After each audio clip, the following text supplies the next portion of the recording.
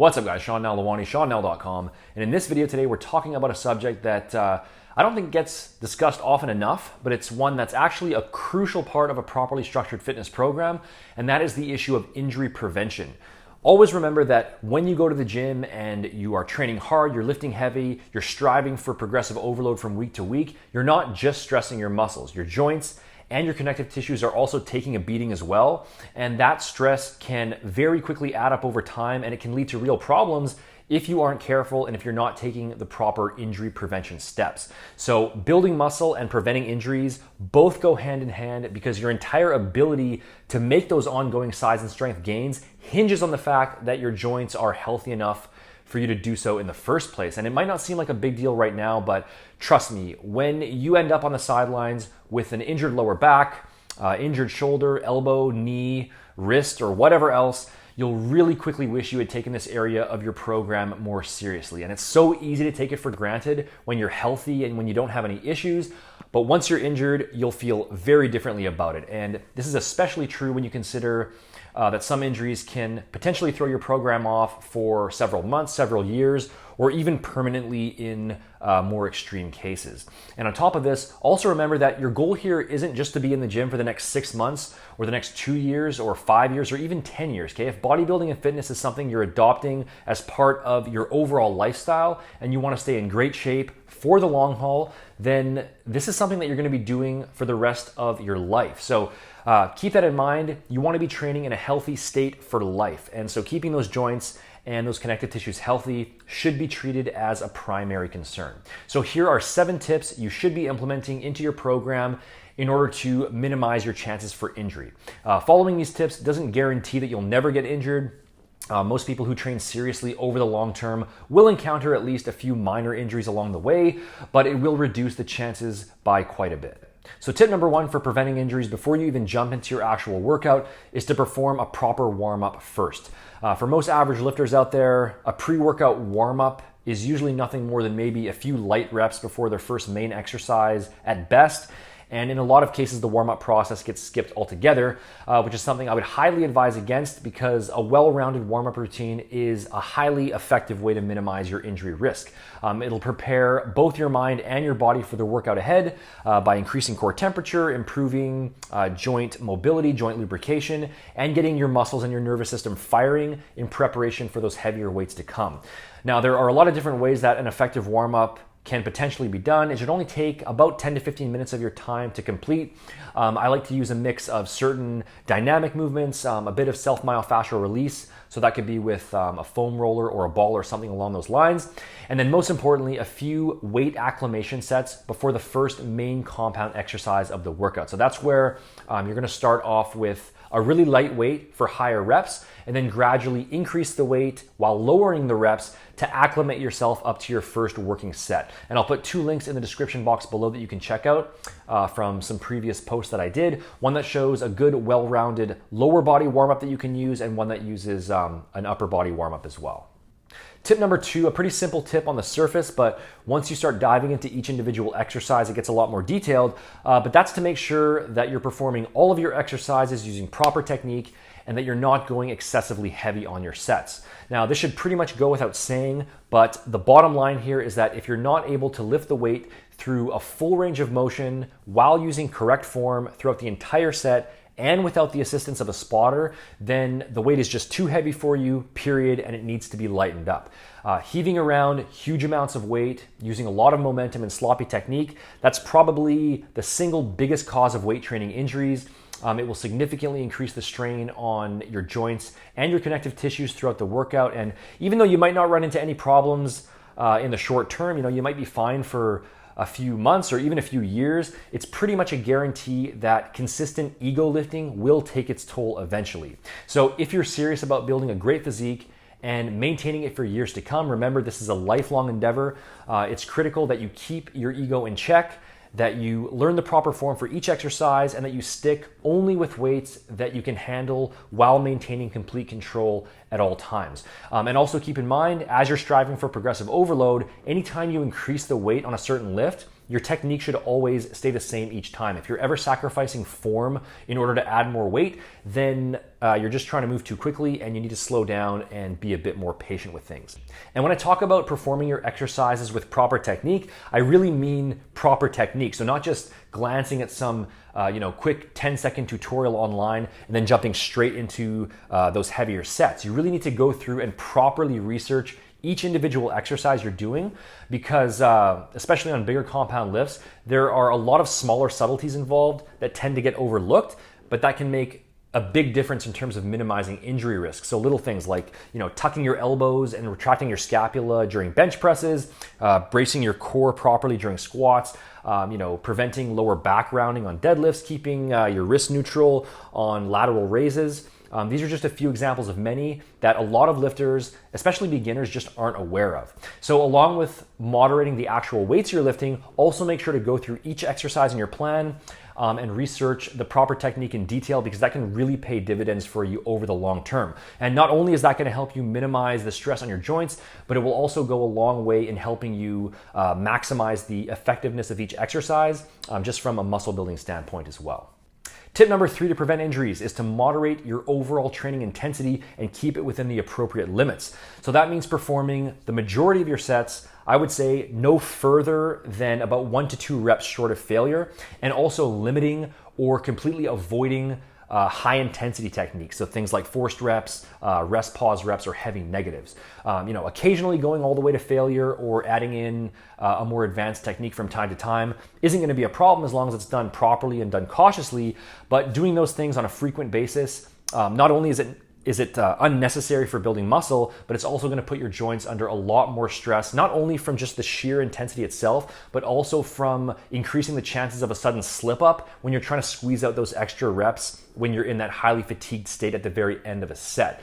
1 to 2 reps short of failure is a good level of intensity that's going to be high enough to stimulate hypertrophy and strength gains, but without putting excessive stress on your joints. Tip number 4 when it comes to preventing injuries, along with moderating your intensity level on each set, you also want to moderate your total training volume and frequency for the week. So even if you are stopping the majority of your sets 1 to 2 reps short of failure, just doing too many total sets in general can also lead to problems if you aren't careful. Now, every person is going to tolerate weight training a bit differently, depending on certain factors like genetics, their body type, experience level, their nutrition, things like that.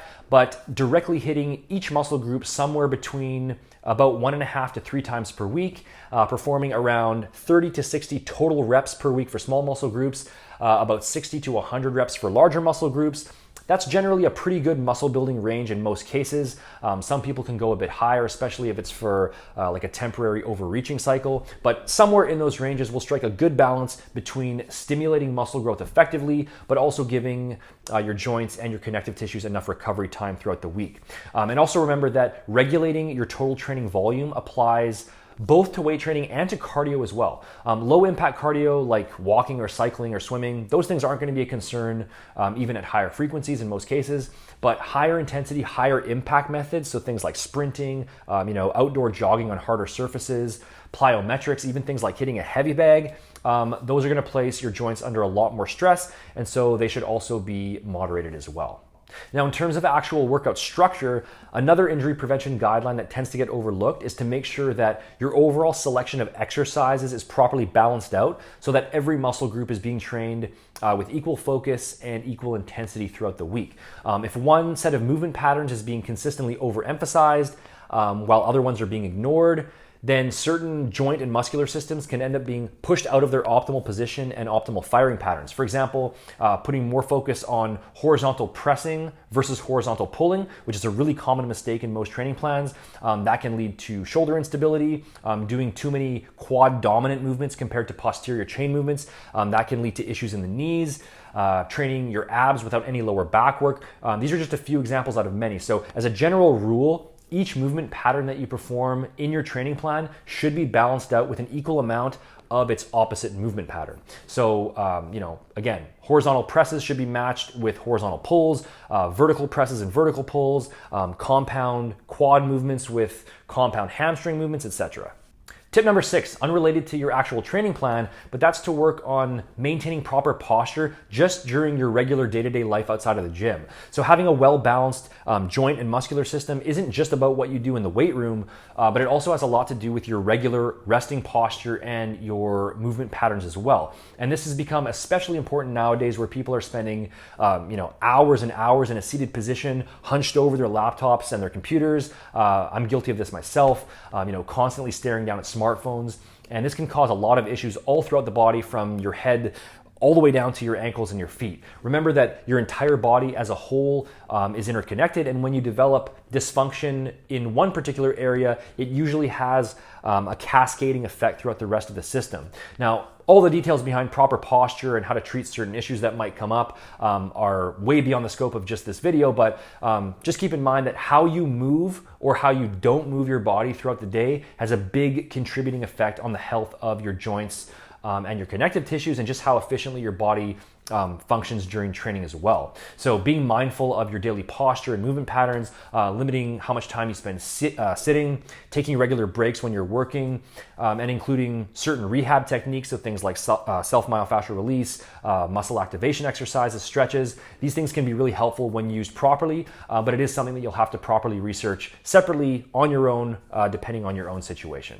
And then tip number 7 is to incorporate regular deloads into your plan. And I'd recommend doing a 1-week deload for every 6 to 12 weeks of consistent training. And that's just where you'll either continue training on your regular plan, but you'll reduce the weights by 50%, or you can just take an entire week off altogether. And that's going to give your joints and your connective tissues a bit of a break and allow them to fully recover from the previous weeks of training, and also give you a nice mental break as an added bonus.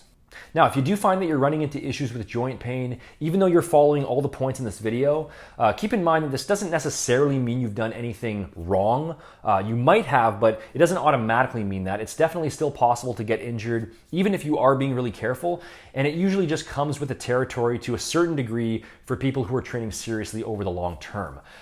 If the pain is fairly minor and it's only happening during a certain exercise, then the first thing you can do is to experiment with different variations of that exercise to see if you can find one that's more comfortable for you. So that could mean switching from like a barbell press to a dumbbell press or a cable press, maybe a barbell squat to a dumbbell split squat or a hack squat, a pull-up to a pull-down, a free weight curl to a cable curl. These are just a few examples of many. You can also test out different angles and different body positionings during those movements to see what feels best for you. And you can also try switching to lighter weights and higher reps, and slowing down your lifting cadence as well, while you try to sort things out. No single exercise is a must for building muscle, and if you can find a comparable version that still hits the targeted area but without the added joint discomfort, then you can switch to that movement for a temporary period while you work on treating the root cause of the injury. Now, in more serious cases where the pain is pretty significant, regardless of which exercise or which rep scheme you choose, then you'll definitely be best off to just take some time away from that movement altogether, or from the gym in general, depending on how severe it is, because that way you'll be able to get the injury properly assessed and properly treated.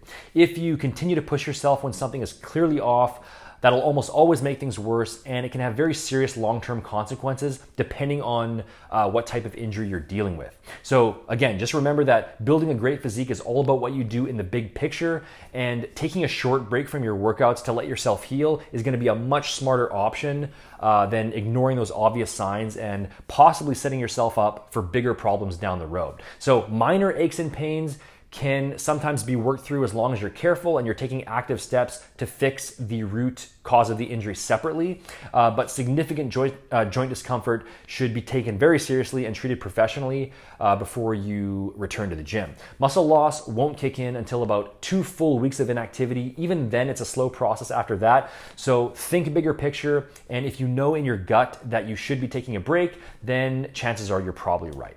So, hope you guys found this advice helpful. Make sure to hit the like button, leave a comment, and subscribe to stay up to date on future videos if you did find it helpful. If you want to grab a complete step-by-step, science-based muscle building and fat loss program to maximize your results in the gym, the meal plans, workout plans, supplement guides, everything laid out in a simple, structured format, then you can check out my body transformation blueprint by clicking here or by heading over to btblueprint.com using the link in the description box below.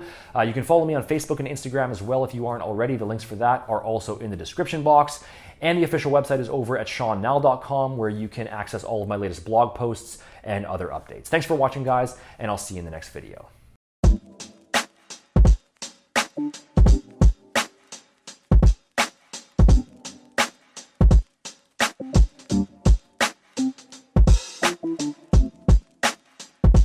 Thank you.